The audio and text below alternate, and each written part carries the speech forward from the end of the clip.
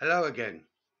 Ever since I started churning out these vidcasts, I've looked forward to and predicted a situation that could engulf our ruling class and their political system, as all anarchists and malcontents should. Here in the disunited kingdom, it may be arriving in the wake of Thursday's referendum vote. The can of worms has been well and truly opened, and once that's happened, there's no putting them back in again and resealing the can. The brutal murder of Jo Cox MP by a deranged nationalist has united the entire political class and liberal establishment. Yet, within a few days, the incident will be a footnote, virtually forgotten as the referendum campaign implodes into bitter mutual recriminations, drawing to its disastrous and unseemly conclusions. As for the unfortunate Jo Cox, by Friday afternoon, the very pinnacle of the establishment, our real rulers, had already forgotten if they knew in the first place. At least if you tuned into the Royal Ascot meeting on television, never did the Queen and the super rich look so happy and relaxed and not a care in the world. Meanwhile, the middle class liberals and remainers are in a state of deep panic as the result is now too close to call. And whatever the result, the opposite side will refuse to accept it anyway. It's ironic that there's a genuine working class rebellion underway. Unfortunately, so far, it's merely a democratic one, and they are lining up increasingly with Brexit. This was not the plan. It wasn't in the script. But this is the way they will express their alienation and powerlessness. For once, a vote at a ballot box could give a two-fingered message to the establishment. Give them a kick up the arse.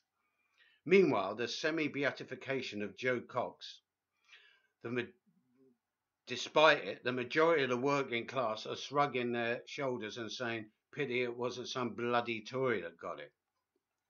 Politicians have, with this referendum, finally lost what little respect they had amongst the majority of the population, which, despite all claims to the contrary, are still the working class. By voting Brexit, they are not supporting any particular party. Just look at the Labour Party's dilemma. It's an opportunity to be bloody minded. This does not fit into any neat category.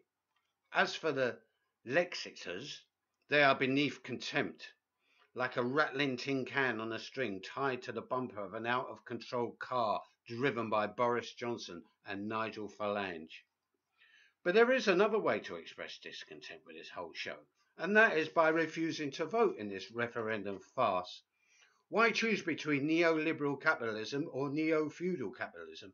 Millions won't vote, and it's not all down to mere apathy. It's a rejection of both sides and their dreary politics. In a way, it's empowering, in particular in the aftermath, that may take to the streets, whoever it is, for whatever reason. Me and you, hopefully, will be out there also arguing, brawling and pushing things in another direction. We're not scared of the upheaval and street politics.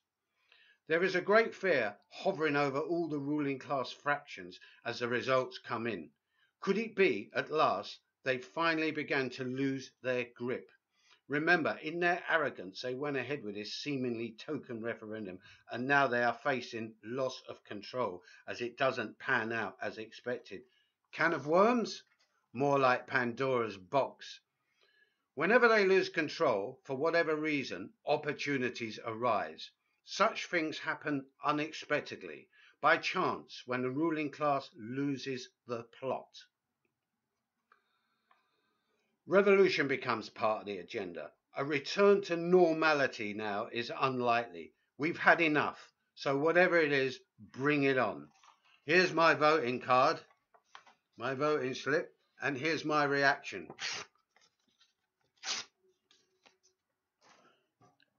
See you soon. Bye.